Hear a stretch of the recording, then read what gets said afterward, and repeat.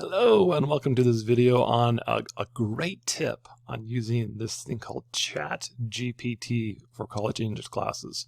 If you haven't heard of this new program that's available, then maybe you've been living under a rock, because sometimes you'll have to take like English classes and the professors will make you write assignments and and they're just like, oh, you got things to do. I mean, and you've got you're off, maybe sometimes you're working, and I mean, you've got plenty of other things to do, and you're like, I just need some help. I need some help getting this English assignment done.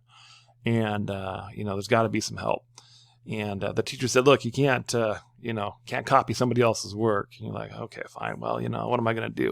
Well, if you haven't heard of ChatGPT, this is a game changer. So let's take a look at something here. So this thing called ChatGPT, it allows you to actually, let's say the teacher gives you an assignment to say, write an essay on, a compare-contrast essay on which is better, iPhones or Android phones. Okay. Now you could go ahead and, do a lot of research and figure out, maybe get some different ideas and whatever. But that takes a lot of time. And, you could actually, ChatGPT, and I was going to show you how this is going to work like in real time.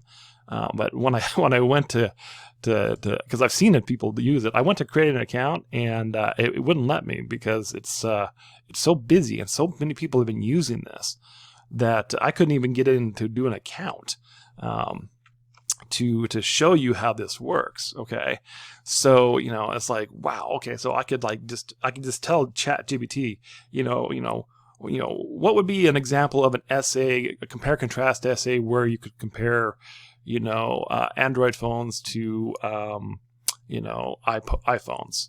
And then, like write an essay. If you want to you can ask it for some more information, like, can you give me a few more examples? And it will write it out for you. Now, this is a huge time saver. I mean, wow, what a game changer.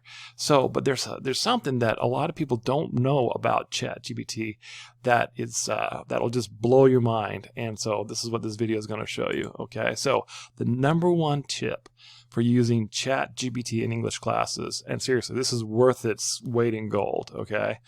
100% serious, is, don't even think about it. Okay, now, some of you are going to stop this video right now. Don't. So hold on, just listen to me. Just listen to me, okay? I am a college professor, and I need to try to explain something to you, okay? ChatGPT is just a tool. All it is just a tool, okay? Tools are not bad or good. Okay, but why are you taking an English class? Why are you in college? Why are you spending the time and effort and money to go to college? Is it so you can get a degree, get a piece of paper so you can get a job somewhere? Why? Why are you in college? That's the first question you should ask yourself before you even think about using something like ChatGPT. Okay, now let's say that I go to the doctor and the doctor says, wow, you need to lose some weight, okay? Because I go to the doctor, and then what they do, they measure my weight, they measure my blood pressure, and then the doctor always comes in and says, oh, you probably you lose some weight, whatever, blah blah blah. Now, what if I found out that there was a tool that I could strap to the bottom of my ankle, that when I stepped on their scale, it actually made the scale read that my actual weight was lower than what the thing thought it would be, okay?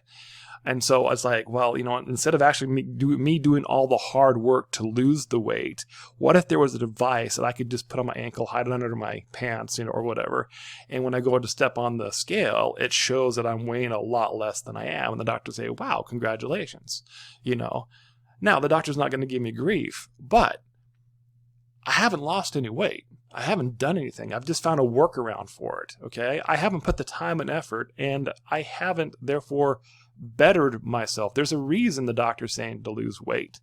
It's because it's for my health or whatever, okay? So when you're not doing the work, then you're not benefiting from it. Now, let me give you a more practical example. So I used to work, before I was a professor, I used to work in television. I was a television operations manager. I did directed newscasts and stuff like that. And I did that for a lot of years. And I would sometimes hire folks as freelancers that had just gotten right out of college. and they had gotten degrees in television production.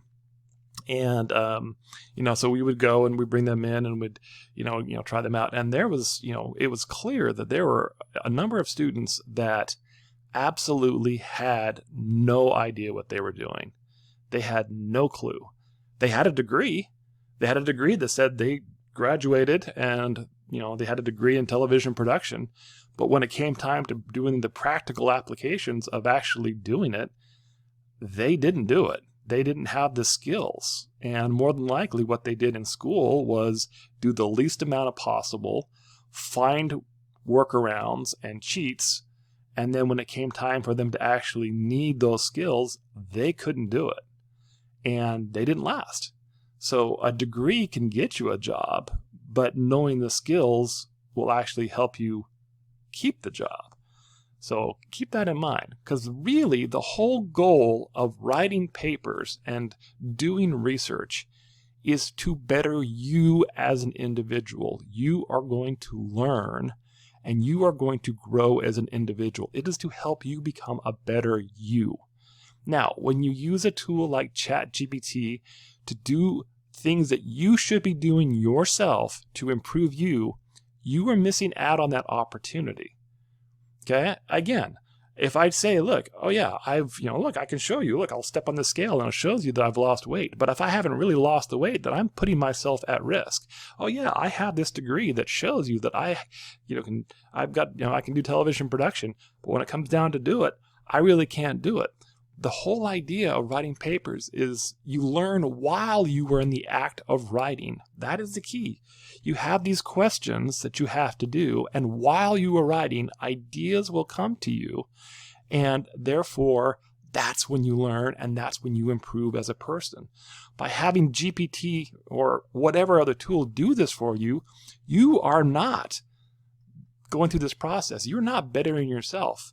Okay, yeah, you may get the grade, you may get the degree, but you'll regret it later on in your life because you will have missed the opportunity to better and be a better you. So, in final thoughts, ChatGPT, so I'm recording this on the 21st of March 2023, and who knows what's going to happen in the next few years, how this is even going to advance even further, okay?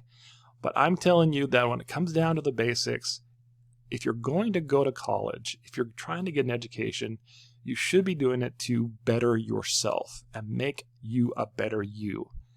And there are tools that can help you with the process. For example, I am a huge fan of Grammarly because Grammarly will show me what I've done wrong and explain why, and therefore I can learn from that process.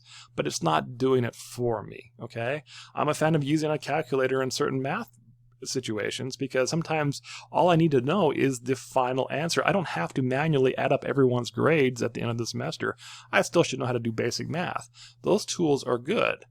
But when it comes time to learning how to do things, you need to actually put the effort into it. So I hope that helped you. And for those of you who made it all the way to the end of this video, congratulations. Give yourself $20. And hope you think about what I told you. Thanks.